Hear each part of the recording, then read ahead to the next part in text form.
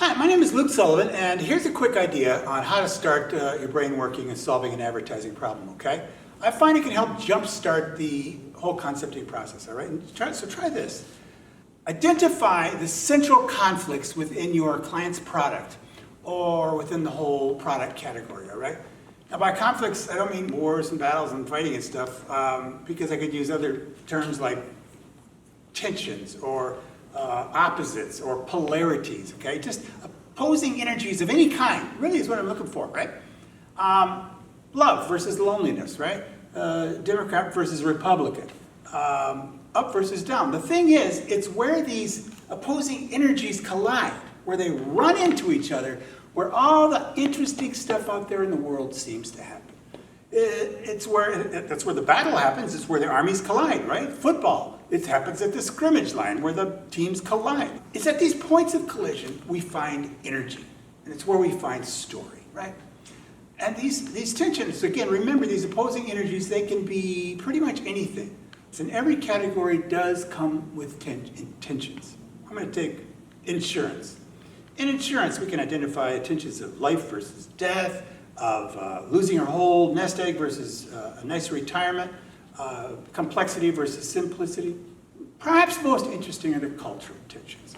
There are many to explore around any and every product category. For instance, take America's fractured relationship with food. I'll take, I want that 55 cheese pizza with a hot dog crust, right?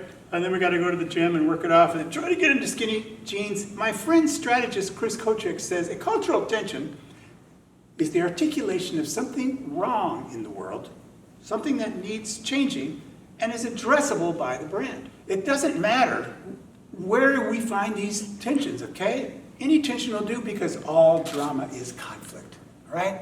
Every movie you've ever seen, every comic book you've ever read, every sitcom you've seen, it's all conflict. It has conflict at its core. It's protagonist versus antagonist. It's two opposing energies. Now, it may be clear how this applies to advertising, but the problem is much of advertising, we don't start from a point of view of a story people care about. We just start from a spec sheet of product benefits that we get from the client, and the client wants us to sell their fine products, and who's to blame them? That's what we have to do. But when we cut right to the products, nobody cares. Clients wonder, why can't you just take this nice positive statement, like say, fresh food means better health. Why can't you just say that, right? Is that so hard? Problem with this approach, fresh food means better health, is that it is not a problem, it's a solution. And when we cut right to the solution, we're basically cutting right to the end of the movie. And advertising starts to get boring when we cut right to the solution, okay? When we cut right to the solution in advertising, it is as if we're filming a movie and we're at the beginning of the movie, we say, no, I don't want the beginning of the movie. Cut to the final scene, where everything is all wrapped up, where everything's fine. The cowboy rides off in the sunset. Problem is, when everything's okay, none of us care. As people, we rarely think that the status quo is interesting. It just isn't. The interesting part of any movie, I'll wager, is in the conflict, the setup, the beginning, in the middle. That's where the story is, and not in the happy ending. So wrapping up, what I'm suggesting is this, all right? Maybe give some thought to figuring out who is or what is your bad guy.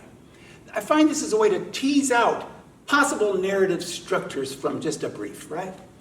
You can do it with any product, any service, any category. We're just looking for binary couplets of things that are opposites, the rudiments of story. Find a bad guy. When you do, you'll have an antagonist. And then you'll have a protagonist. And you'll have two characters on stage. After that, it really becomes just a matter of pretending. Well, what if we did this? What if the guy did that? What if this says this? What if this happens? What if this happens? And you'll have something people may want to lean into. They'll want to hear what happens in your story. Thanks for listening.